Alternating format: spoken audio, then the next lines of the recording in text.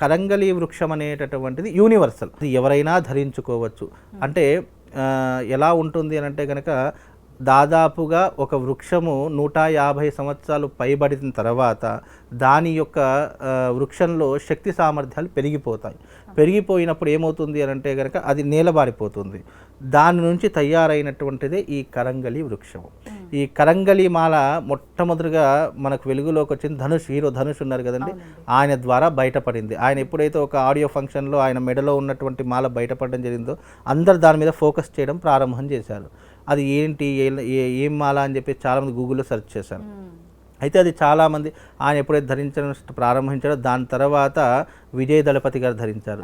దాని తర్వాత మన ఎవరు నాగార్జున గారు కూడా ధరించారు. ఆయన మెడలో కూడా ఇప్పటికి కూడా కరంగలి మాల కనిపిస్తూ ఉంటుంది.